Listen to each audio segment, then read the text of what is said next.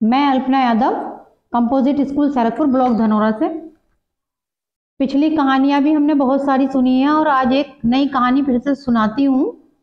कहानी का शीर्षक है कंजूस सेठ। कि एक गांव में एक सेठ रहता था और लोग उसे कंजूस सेठ के नाम से जानते थे। वो बहुत ही ज्यादा कंजूस था और जब कोई इतना कंजूस होता तो उसके चर्चे भी सारी जगहों में होते रहते हैं। तो ऐसे ही उसका भी नाम हो गया था, भाई फलाना सेठ जो है वो बहुत कंजूस है। अब कंजूस तो था लेकिन साथ ही साथ वो दयालु और मेहनती भी बहुत था। उसके पास एक घोड़ा था जिससे वह एक गांव से दूसरे गांव जाकर व्यापार करता था। सेठ अपने काम में इतना व्यस्त रहता कि सेठानी उससे नाराज रहती थी और वो कहती कि बच्चे बड़े हो गए हैं, उनकी शादी की भी उम्र हो गई है, आपको कोई परवाह नहीं है। तो सेठ जो है वो सेठानी को शांत करवा के कहता कि उसने दोनों बच्चों की शादी के लिए 2 घर देखे हैं, वह जाकर पहले उनको परखेगा और फिर शादी के बारे में सोचेगा। अगले दिन वो अपने घोड़े को लेकर निकल गया। अब शाम के वक्त उस घर की ओर चल पड़ा जहां उसने अपनी बेटी की शादी करने की सोची थी। उस घर के पास जाकर उसने अपना घोड़ा वहां घास चराने के लिए छोड़ दिया और खुद दूर झाड़ियों में पीछे छुपकर देखने लगा। और उसने देखा कि एक औरत घर से बाहर निकली थोड़ी देर में और जोर जोर से चिल्लाने लगी कि ये घोड़ा किसका है और किसने हमारे पशुओं की सारी घास खा ली। यह कहते हुए वह उस घोड़े को वहां से मारकर भगाने लगी। यह देखकर सेठ जल्दी से वहां आया और कहने लगा कि ये घोड़ा तो मेरा है।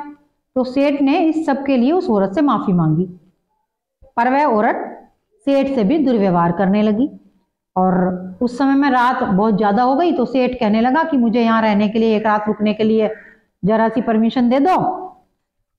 अब उसके आग्रह पे वो औरत कहने लगी कि नहीं नहीं, मैं तो तुम्हें यहाँ नहीं रुका सकती क्योंकि मैं यहाँ अपने बच्चों के साथ रहती हूँ और मेरे पति घर पे है नहीं, और मैं कैसे किसी अनजान व्यक्ति को यहाँ पर रुका लूं।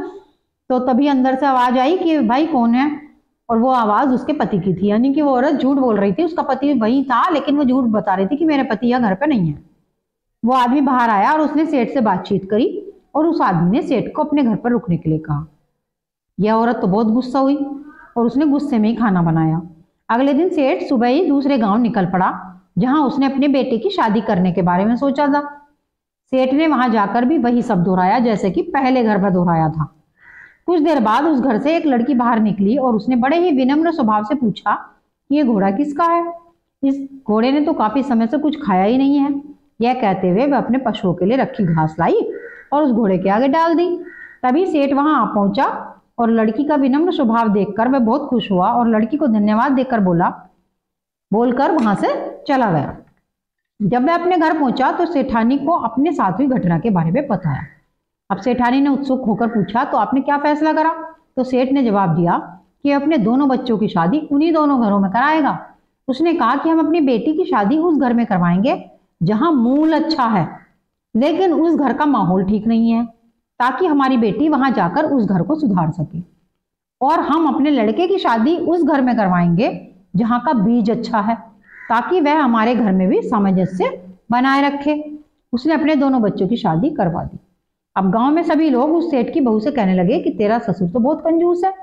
लोगों की बातें सुनकर वो भी तंग आ गई। जब रोज रोज किसी से एक ही बात कही जाए तो परेशान तो ही जाते हैं, ऐसी वो बहू भी तंग आ गई और अब सच जानना चाहती थी कि उसके ससुर क्या वाकई में कंजूस है या नहीं है। तो उसने उनकी परीक्षा ली। एक दिन वो अपने सिर में दर्द बताकर चिल्लाने लगी तो ससुर बेचारा डर गया कि पता नहीं बहू को क्या हो गया मेरी को। उसने वैद्य बुलाए परंतु उसने बताया कि उसका दर्द ठीक नहीं हुआ। ससुर ने आखिर में थक हार कर उससे पूछा कि बेटी क्या यह दर्द तुम्हारे पहले भी हुआ था? तो बहू ने कहा, हाँ पिताजी, एक बार घर पर भी दर्द हुआ था तो मेरे पिताजी ने मोतियों की माला पीसकर मेरे सिर पे उसका लेप लगाया था। तो यह सुनकर सेठ तुरंत मोतियों का लेप बनाने के लिए चल पड़ा और यह देखकर बहू ने अपने ससुर को रोक दिया और कहा कि अब मेरे सिर में दर्द नहीं है, क्योंकि वह समझ गई कि मेरा सेठ कंजूस जिस हिसाब से भी है वो अपने हिसाब से ठीक है, इन मामलों में कंजूस नहीं है। किसी को परेशानी हुई और तब भी वो कंजूसी दिखाता रहे। तो बहू ने जिज्ञासावश अपने ससुर से पूछा कि गांव वाले आपको कंजूस सेठ क्यों कहते हैं? तो सेठ ने बताया और यही इस कहानी का सार भी है। सेठ ने कहा कि वस्तु का सदुपयोग करना ही मनुष्य का फर्ज है और उसी को मनुष्यता कहते हैं। धन्यवाद।